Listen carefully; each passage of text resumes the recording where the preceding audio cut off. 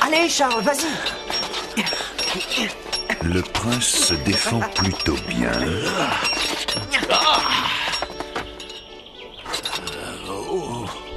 Alors, monsieur le maître d'armes, êtes-vous satisfait? Vous avez fait beaucoup de progrès.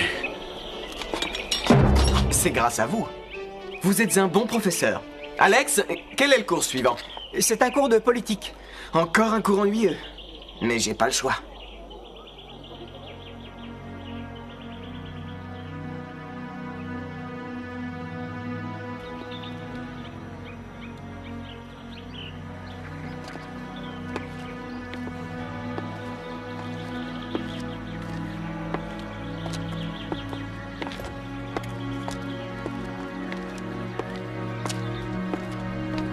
Ah.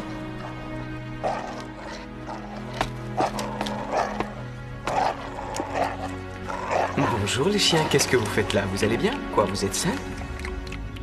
Hein? Tiens, que fait-il ici?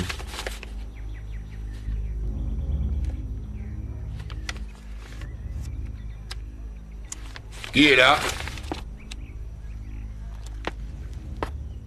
Venez les chiens. Je me demande ce qu'il peut bien comploter. Vous apportez ce plateau à Sa Majesté le Roi? Oui, messire. Donnez-le-moi, je vais le lui présenter. Majesté, comme toujours, vous êtes dans une forme resplendissante. Je vous ai apporté votre collation. Oh, c'est vous, Zaral. Madame, vous êtes éblouissante. Vous êtes un vilain flatteur. Excusez-moi de vous déranger, mais j'aimerais vous parler de votre fils. Le prince Charles est devenu une fine lame, mais pour ce qui est des autres matières, il n'y trouve aucun intérêt. Oui, en effet, son précepteur me l'a fait remarquer maintes et maintes fois. Il ne peut continuer à agir ainsi, ce n'est pas digne d'un prince. Je ne m'inquiéterai pas à votre place. Le prince est très intelligent et il nous l'a souvent démontré. Et je crois qu'il faut chercher ailleurs la raison de son manque d'intérêt. Mais comment pouvons-nous le convaincre de s'impliquer un peu plus sérieusement dans ses études? Dites-le-moi. Eh bien, il faudrait le motiver. Il faudrait chercher une jeune et jolie jeune fille qui pourrait l'épouser. Vous voulez dire une fiancée pour Charles? Oui, et c'est le meilleur moyen pour faire comprendre à Charles qu'il est l'héritier du trône et qu'il a des responsabilités envers le royaume. Oui, effectivement, j'avais 17 ans quand je suis monté sur le trône, et Charles vient de fêter ses 16 ans. Exactement, Majesté. Je crois que c'est le beau moment. Zaral. Oui, Majesté. Je vous charge de trouver une fiancée digne d'épouser le prince. Mais soyez discret. Oui, Votre Majesté. Il sera fait selon vos désirs. Quel que soit le problème, le roi doit toujours agir avec autorité et noblesse. Il doit surtout rester impartial. Il est des occasions où le roi doit prendre des décisions rapides. Il est donc important que son jugement soit basé sur la connaissance des erreurs commises dans le passé. Attention, Alex, en garde! Charles, pas ici. Oh, messire, je vous en prie, votre attitude n'est pas digne d'un futur roi. Quand votre père avait votre âge, il était plus raisonnable. Souvent, il venait frapper à ma porte tard le soir pour me poser des questions sur la géographie, l'histoire, la grammaire ou les mathématiques. C'était un élève brillant. Hein? Messire, où êtes-vous? Revenez! Alex, tu vas m'aider. Encore? C'est la deuxième fois que tu disparais cette semaine. Ne discute pas et aide-moi. Tu dois leur faire croire que je suis là. Mais laisse-moi au moins venir avec toi. Si on te reconnaissait, on pourrait t'enlever et demander une rançon. Sois raisonnable. Ne dis pas n'importe quoi. M'enlever. À tout à l'heure. Si jamais le roi apprenait ça, nous risquerions une bonne correction. Cendrillon! Oh, mais que fait-elle? Nous allons être en retard. Mère, j'aimerais que tu m'achètes une robe qui fasse plus femme. Une robe avec un décolleté plus plongeant, d'accord? Oh, moi aussi, je veux une nouvelle robe avec des volants en dentelle, des nœuds de satin, des perles. Oh oui, j'en ai vraiment besoin. Je veux aussi un chapeau avec des plumes, un nouveau collier, des chaussures. Oh oui, moi aussi, je veux un chapeau assorti. D'accord, d'accord. Je vous achèterai tout ce que vous voudrez, mais de grâce, arrêtez de hurler.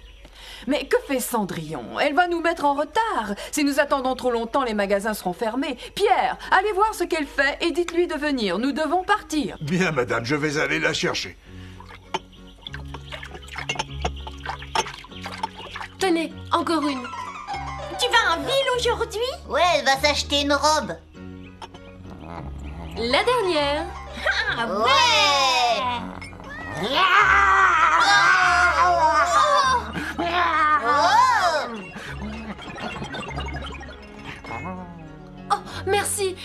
dextérité. Misha,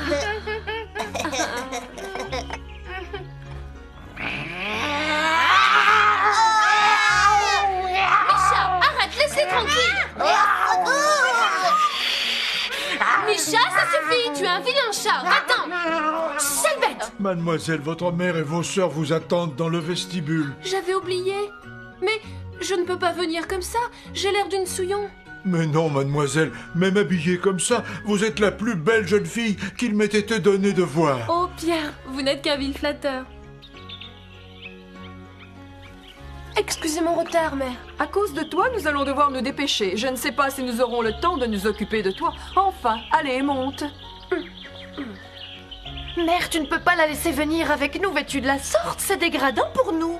Ce serait très embarrassant. Mais je n'ai rien d'autre à me mettre. Catherine, Jeanne, que faisons-nous? Mais je ne sais pas, mère. Si nous laissons Cendrillon ici, qui va porter nos paquets? Eh bien... Il n'y a plus de place à l'intérieur. Tu dois aller t'asseoir dehors à côté de Pierre. Ce n'est pas confortable, mais tant pis. Bien, mère. Vas-y. Qu'est-ce que tu attends?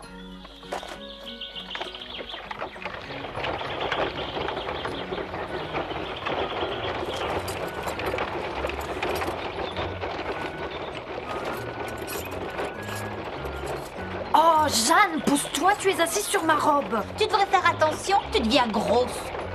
Comment oses-tu? Moi qui suis mince comme un roseau, c'est toi qui n'arrêtes pas de t'empiffrer de sucreries. Oh merde, dis quelque chose, Catherine est méchante avec moi. Ça suffit, je ne veux plus vous entendre. Vous feriez mieux de vous tenir. La route devient mauvaise. Mauvaise? Allez, ya. Pas si vite, mademoiselle.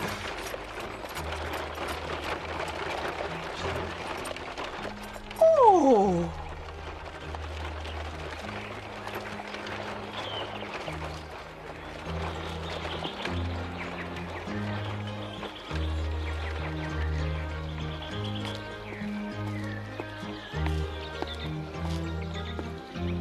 Je me suis laissé dire que le prince Charles est d'une propreté méticuleuse. Il paraît que chaque matin, ses laquais doivent brosser ses vêtements jusqu'à ce qu'il n'y ait plus le moindre grain de poussière. Vous vous rendez compte? Moi, j'ai entendu dire qu'il jetait ses chaussures après les avoir portées une fois. Quel gaspillage! C'est un prince, il a les moyens de s'acheter autant de paires de chaussures qu'il le veut.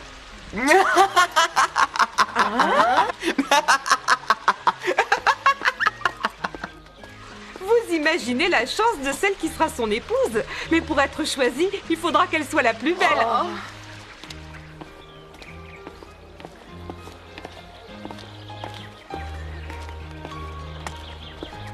Mère, voici le magasin dont je t'ai parlé. Il est réputé pour son choix de robe et c'est là que s'habillent les dames de la cour. Oh, je veux une robe pleine de dentelles. Une robe qui puisse cacher ton embonpoint. Tu ne t'es pas regardée? Hein?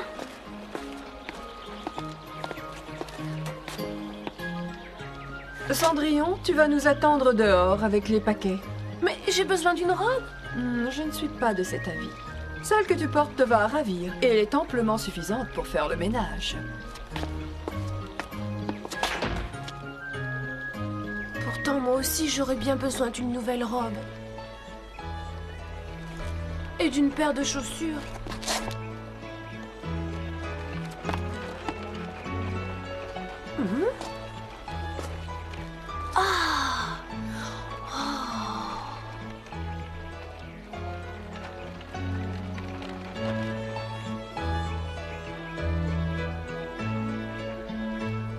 Quelques fleurs, mademoiselle?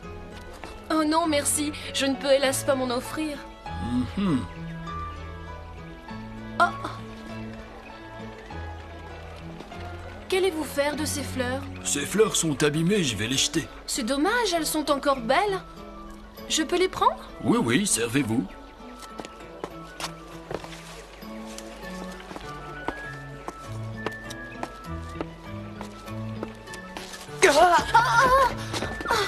Oh, excusez-moi, je suis désolé. Attendez, laissez-moi vous aider.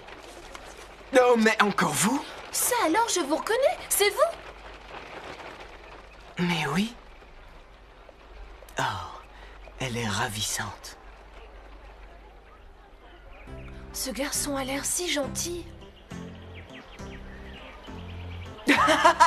Si je m'attendais. Oh, cette fois, c'est vous qui m'avez bousculé. Je vous prie de bien vouloir m'excuser. Donnez-moi la main, je vais vous aider. Je vous remercie. Oh, tout sera froissé. Tout cela vous appartient, mademoiselle? Bien sûr. C'est trop lourd. Laissez-moi vous aider. Non, merci, ce n'est pas lourd. Tout va bien. Vous savez, si le destin nous a réunis 2 fois, c'est qu'il veut que nous fassions connaissance. Oh non, cela m'étonnerait. Vous avez trop de paquets, vous ne voyez pas où vous marchez. Laissez-moi tranquille, je n'ai pas besoin de vous. Attention! Oh, ma tête. Laissez-moi porter vos paquets, princesse. Excusez ma curiosité, mais habitez-vous la ville? Pas du tout. Alors comment êtes-vous arrivé jusqu'ici? Je suis évidemment venue en carrosse. Oui, c'est normal, vous avez beaucoup de paquets. Votre maîtresse est sûrement très riche, non? Oh, mais je ne suis au service de personne. Oh, excusez-moi, attendez! Oh mère, j'ai faim. Ne peut-on acheter quelques douceurs? Si je ne mange pas, je sens que je vais défaillir. Ça suffit, Jeanne. Sois patiente. Si tu continues de manger autant, la robe ne sera même pas finie qu'elle sera déjà trop petite pour toi. De quel droit oses-tu me critiquer? Jeanne, va dire à Cendrillon de prévenir Pierre que nous allons rentrer. Et n'en profite pas pour aller t'acheter des bonbons, sinon ce soir, tu n'auras rien à manger. Oh!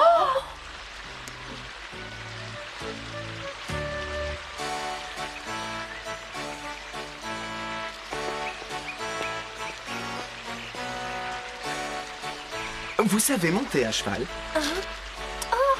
Ça vous plairait de faire une promenade à cheval? Il n'y a pas si longtemps, je faisais beaucoup de cheval avec mon père. Et dernièrement, j'ai appris à conduire un carrosse. Vous êtes doué? Oui, Cendrillon. Oh? Mais qu'est-ce qu'elle fait? Et qui est cette énergumène? J'aimerais bien savoir ce qu'ils se racontent, ces deux-là. Vous me rappelez de très bons souvenirs. Dites-moi, vous aimez chasser? Quand il fait bon, nous lâchons un faisan dans notre jardin. Et bang! Vous chassez dans votre jardin? Oui, bien sûr. Bang! Je n'aime pas la chasse. C'est inutile et c'est cruel de tirer sur des animaux. Des animaux sans défense. Des animaux sans défense? Et puis vous vous moquez de moi. Il n'existe pas de jardin assez grand pour chasser, à part évidemment le parc du château Émeraude. Vous n'êtes qu'un menteur. Allez-vous-en. Non, je vous assure, je mens pas. J'habite au château et en fait, je ne chasse pas. Non, je n'ai pas le droit de toucher au fusil. Lui, habiter au château, c'est impossible. Jeanne, mais qu'est-ce que tu fais? Et en fait, c'est le roi qui chasse le faisan et moi, j'aide le prince quand il prend ses leçons d'escrime. D'escrime? Vous avec le prince Charles? Oui, je suis son ami et son page et c'est pour cela que j'habite au château. Vraiment? Parlez-moi un peu du prince. Est-il aussi propre qu'on le dit ou n'est-ce qu'une rumeur? La rumeur veut aussi qu'il ne porte ses chaussures qu'une fois. Mais... Non, en fait, s'il aime une paire de chaussures, il les porte jusqu'à ce qu'elles soient usées. Non, vous vous moquez. Non, pas du tout. Il ne faut pas croire la rumeur. Quand nous allons nous promener en forêt, nous revenons couverts de boue. Ce qu'il aime par-dessus tout, c'est l'escrime. Vous mentez. Le prince Charles ne peut pas être ainsi. Non, attendez, revenez. Je ne peux pas. Ma mère et mes sœurs m'attendent. Je dois y aller. Je ne connais pas votre nom. De grâce, dites-moi au moins quel est votre nom. Je ne révèle rien aux menteurs. Au revoir, menteur.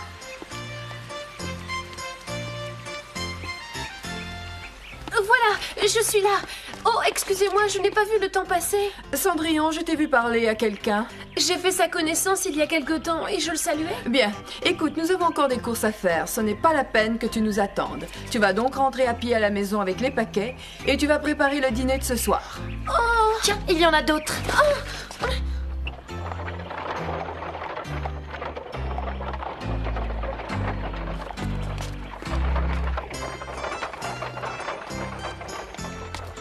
Vous êtes bien sûr d'avoir compris ce qu'a dit ce garçon? Oui, il a parlé des chaussures du prince. Et il a dit qu'il était son page et qu'il l'aidait pour ses leçons d'escrime.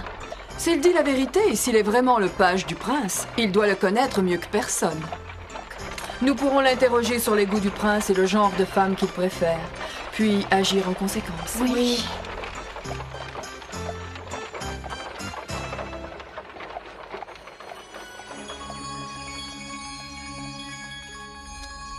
Bonjour. Cendrillon est sorti? Tout est propre et bien rangé. Elle n'a pas besoin de moi. Voyons où elle se trouve. sur la route. À cette allure, je ne serai jamais rentrée avant la tombée de la nuit. Je ne pourrai pas préparer le repas de ce soir et Mère va encore me punir. Si seulement je n'avais pas porté ces paquets. Cendrillon est à bout de force, allons-y! Vite, dépêchons-nous, Cendrillon a besoin de nous. Grâce à la magie, ils savent où est Cendrillon et ils vont pouvoir l'aider.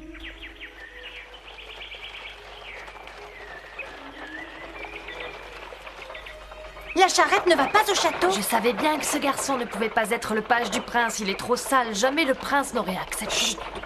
Regarde, là-haut. Il habite bien au château. Ainsi, il disait la vérité. Ça ne signifie rien. Il n'est peut-être qu'un garçon d'écurie ou un serviteur.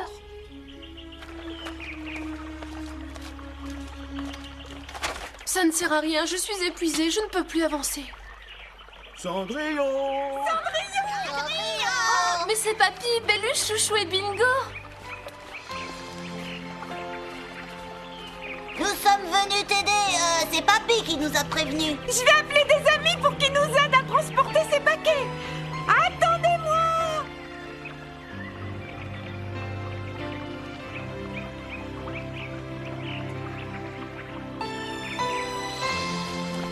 Tous les oiseaux de la région sont venus à ton secours. Tu vas pouvoir rentrer.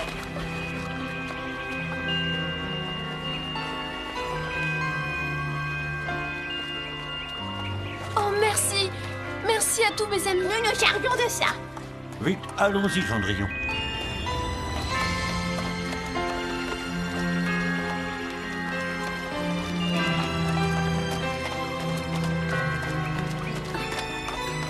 Encore un petit effort, nous sommes presque arrivés.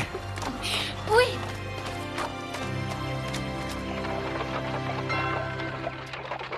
Que penses-tu de ce garçon, Catherine? À mon avis, il ment. Il ne peut pas être page. Il est trop rustre. Vous auriez dû faire attention à ses vêtements. Ils étaient coupés dans des tissus de très grande valeur. Ce garçon n'est certainement pas un laquais, c'est donc un page. Je suis étonnée que Cendrillon le connaisse. Je vais la punir si le dîner n'est pas prêt. Plus vite, Pierre, fouette les chevaux!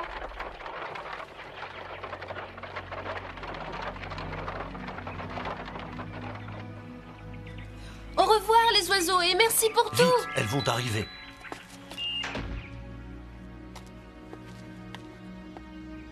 Maintenant, il faut préparer le repas.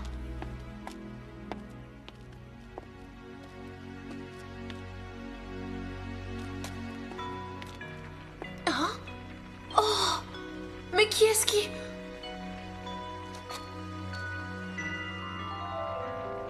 Ça alors? C'est vous qui avez préparé le dîner? Mais qui l'a fait? Oh, ça n'a pas d'importance. Va vite mettre la table avant que ta belle-mère et tes demi-sœurs arrivent. Oui, tu as raison.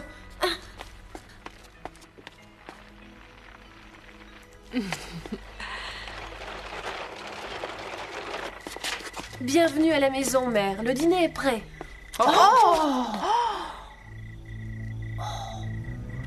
Asseyez-vous, je vais vous servir. Oh, ça a l'air délicieux. Attends, Mais pourquoi? Je meurs de faim. c'est bien, Cendrillon. Tu as fait ce que je t'avais demandé. Merci. Nous allons bientôt recevoir quelqu'un. J'espère pouvoir compter sur toi. Bien sûr. Il s'agit du jeune homme avec lequel tu parlais tout à l'heure, à la fontaine. Il faudra que tu l'invites, tu as compris? Mais c'est impossible, je ne connais même pas son nom. Nous nous sommes rencontrés par hasard. Tu veux dire que tu refuses de nous le présenter? Non, mais pour qui te prends-tu? Aurais-tu honte de nous, Cendrillon? Non, bien sûr que non. Très bien, alors. Dès demain matin, tu partiras à sa recherche et tu l'inviteras pour le déjeuner. Si tu ne fais pas ce que je te demande, tu le regretteras. Je tâcherai de le retrouver. À la bonne heure. Et pour ce déjeuner, tu tâcheras de te surpasser. Bon, on peut manger maintenant?